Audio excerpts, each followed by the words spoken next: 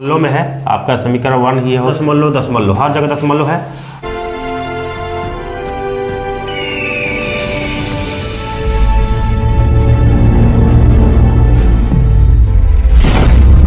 तो 3 पढ़ेंगे और इसमें क्या है कि x और y का मान निकालना है, लेकिन इसमें शर्त है कि हमें निकालना है प्रतिस्थापन विधि से। x y का मान हम लोग निकालना जानते हैं, बहुत सारा तरीका होता है, लेकिन सारे तरीके का अलग अलग नाम होता है। तो हम अभी जो बनाने वाले सीखने वाले हैं ये है प्रतिस्थापन विधि से। देखिए कैसे निकालते हैं। तो ये है आपका रैखिक समीकरण, 2 को दिया हुआ है, 1 और 2। आपको क्या करना है, इन समीकरणों को प्रतिस्थापित कर करके यानी समीकरण नया समीकरण बना कर x y का मान निकालना है। देखिए कैसे करते हैं। तो सबसे पहले आप समीकरण 1 लेंगे, तो x प्लस वाई बराबर ये हो गया 14। इसको लिख देंगे x बराबर 14 और ये प्लस वाई है तो उधर भेज देंगे तो माइनस वाई हो जाएगा। इसको हम अब समीकरण 3 कहेंगे। ये क्या हो गया, समीकरण 3 हो गया। तो यही होता है कि नया नया समीकरण तैयार करके रख कर बनाना होता है x y का मान। तो समीकरण 3 हो गया। तो लिखेंगे समीकरण 3 का मान, समीकरण 3 का मान हम जब समीकरण 1 का यूज कर चुके हैं तो समीकरण 1 का यूज नहीं करेंगे। समीकरण 3 का मान समीकरण 2 में रखने पर, 2 में रखने पर, तो आपका समीकरण 2 ये है, x माइनस वाई बराबर 4। ये समीकरण आपका 2 है। अब इसी में हम इसका मान रखेंगे यानी समीकरण 3 का, जो x बराबर दिया है। तो x बराबर है 14 माइनस वाई, तो यहाँ पर x बराबर है 14 माइनस वाई, तो यहाँ पर लिख देंगे 14 माइनस वाई। ये माइनस वाई पहले ही से है, माइनस वाई उतार देंगे, बराबर 4 हो गया। 14 माइनस, देखिए माइनस वाई और माइनस वाई जब 2 होता है तो इधर माइनस 2 वाई हो जाएगा, बराबर हो गया 4। 14 माइनस 2 वाई बराबर 4, माइनस 2 वाई बराबर 4। इस 14 को उधर भेज देंगे तो इधर के माइनस 14 हो जाएगा। माइनस 2 वाई, इसको मतलब घटाएंगे तो 4 में से 14 घटाएंगे तो उल्टा घटा दे तो माइनस 10, माइनस से माइनस खत्म, y बराबर 10/2 हो जाएगा। अब इसको लिख काट देंगे 5। y का मान से निकल गया, लेकिन ये आपका समीकरण हो गया 4। एक y का मान ये हो गया। अब लिखेंगे फिर y का मान, समीकरण 4 का मान, समीकरण कहाँ रखेंगे बताइए, क्योंकि हम 2 का यूज कर चुके हैं। तो बचा क्या है, 3। समीकरण 2 का, समीकरण 4 का मान, समीकरण 4 का मान समीकरण 3 में रखने पर, समीकरण 3 आपका है x बराबर 14 माइनस वाई, x बराबर 14 माइनस वाई का मान कितना निकाले अभी 5, x बराबर 9। ये आपका आंसर हो गया। तो इस तरह हम सवाल को हल करते हैं। तो ये आपका y का मान 5 और x का मान 9 है। तो ये होता है प्रतिस्थापन विधि, नया नया स्थापना करके समीकरण और उसका मान रख कर आंसर निकल, मतलब क्वेश्चन बनाते हैं, हल करते हैं। और यह हो गया आपका x और y का मान हो गया। है समझ में?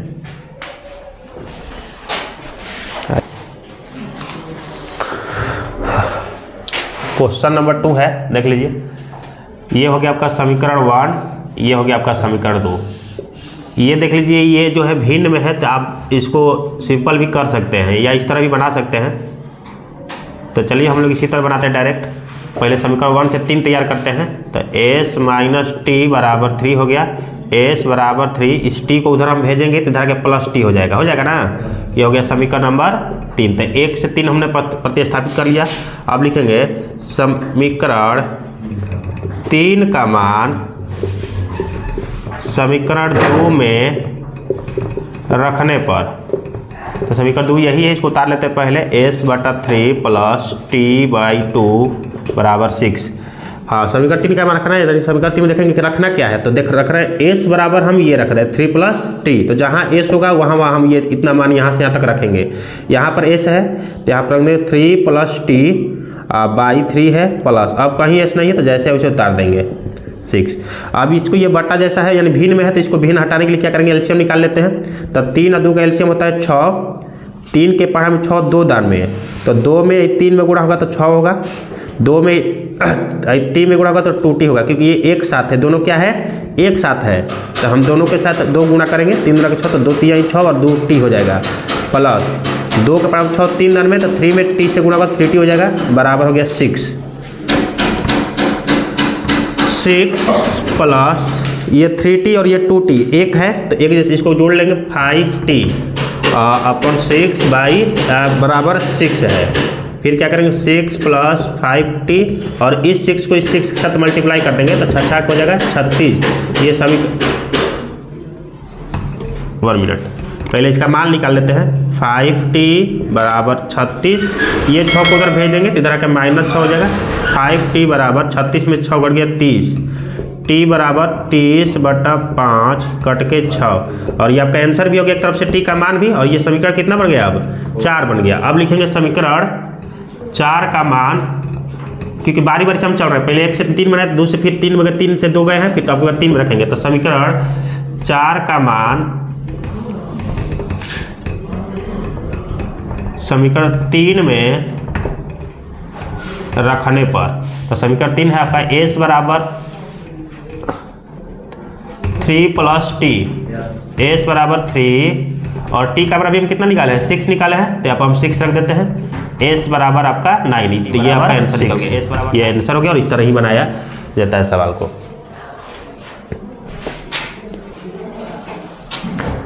तो क्वेश्चन नंबर आप ये 3 है देख सकते हैं 3x माइनस वाई बराबर 3 9x माइनस 3y बराबर 9। जब इसको आप हल कीजिएगा तो क्या होगा कि इसमें x जो है कट जाएगा तो ये सॉल्यूशन नहीं हो पाएगा। तो हम इसलिए कहते हैं कि x के कोई भी मान पर यह समीकरण अपरिमित रूप से अनेक है तो ये बनेगा नहीं। सवाल बस सिंपल से इसको लिख लेंगे। ये 1 हो गया आपका, ये 2 हो गया, 3x बराबर 3x minus Y equal to 3 है, y को उधर भेज देते हैं 3x माइनस इधर 3 भेज देते हैं इधर y हो गया तो y बराबर हो गया 3x माइनस 3। तो यहाँ आप लिखेंगे x के कोई भी मान के लिए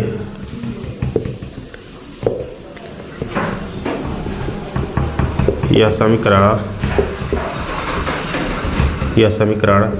अपरिमित रूप से अनेक हल देगा, अनेक हल देगा। बस इतना लिखकर हम लोग छोड़ देंगे और ये सॉल्यूशन इसका हो गया क्योंकि x का पूरा वैल्यूज रखेंगे तो x पूरा कट जाता है। चलिए सवाल नंबर 4 अब देखेंगे।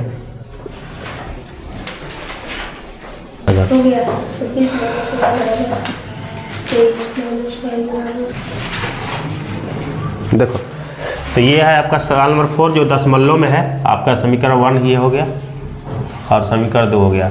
देखिए यहाँ पर हम ये देख रहे हैं कि दशमलव दशमलव दशमलव हर जगह दशमलव है और पॉइंट के एक अंक बाद इधर भी है, पॉइंट के एक अंक बाद इधर भी है, दोनों सेम है। तो हम इसको हम डायरेक्ट इसको लिख सकते हैं 2x प्लस 3y बराबर 13 लिख सकते हैं क्योंकि इधर जब कीजिएगा तो ये 2/10 आएगा, यहाँ पर 3/10 आएगा और यहाँ पर 13/10 आएगा। और जब एलसीएम निकालिएगा तो नीचे 10 हो जाएगा और ये 2 + 3 हो जाएगा बराबर 10। तो 10 से 10 कट गया। तो इस तरह याद रखिएगा जब भी दशमलव सेम अंक पर होता है बराबर में तो हम दशमलव को हटा सकते हैं जब सेम अंक पर है। इसलिए इसको हम डायरेक्ट 2x लिखेंगे, इसको डायरेक्ट 3y और इसको लिख देंगे 13। अब ये जाके आपका असली हुआ ये 1, इसको भी सेम उसी तरह कर लीजिए। ये 4x प्लस 5y बराबर 23 समीकरण 2। ये सिंपल हो गया इस तरह। अब समीकरण 1 से समीकरण 3 तैयार कर लेंगे। 2x बराबर 13 माइनस 3y समीकरण नंबर 3। यहाँ पर हम इसलिए 2x बराबर किए हैं क्योंकि आगे हम देख रहे हैं अगर हम जहाँ रखना है मान यहाँ पर 4x है तो इसमें भी 2x होगा ना। अगर 4x है तो इसमें 2x होगा कि नहीं होगा। उससे अच्छा है हम x से बराबर कर दे रहे हैं। 2x बराबर इतना हो गया, x बराबर 13 माइनस 3y बटा में 2। ये आपका समीकरण 3 हो गया। समीकरण 3 का मान समीकरण 2 में रखने पर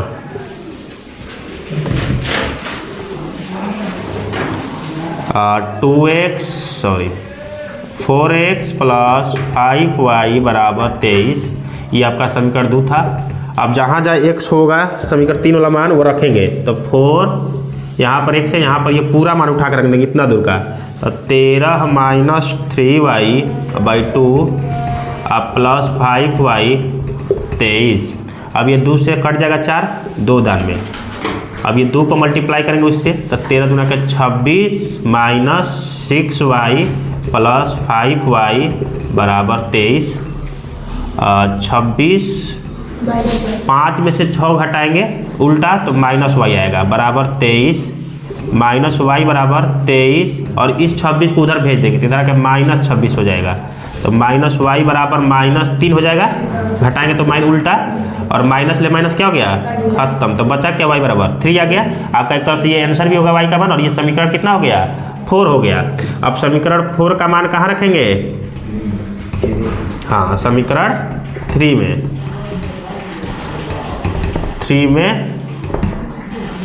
रखने पर आपका समीकरण जो 3 है x बराबर 13 माइनस 3y बटा 2, x बराबर 13 माइनस 3, y की जगह पर 3 रखेंगे ना क्योंकि अभी निकाले हैं 3 और बटा में 2, x बराबर 13 माइनस 9 हो जाएगा ये, और बटा में 2, x बराबर 4/2, x बराबर हो गया कट के कितना 2, ये आपका आंसर हो गया x और y का मान। तो x का मान 2 और y का मान 3, और ये इस तरह, यही आपको ध्यान रखिएगा पॉइंट दशमलव जो है सेम मतलब है कि एक अंक के बाद इधर भी है और एक अंक के बाद उधर भी है, तो आपको सिंपल सा हटा सकते हैं डायरेक्ट, क्योंकि आप हटा जब इसको बटा में करके हल्की जगह सेम यही चीज़ फिर देगा, तो ये याद रखिएगा डायरेक्ट इस तरह।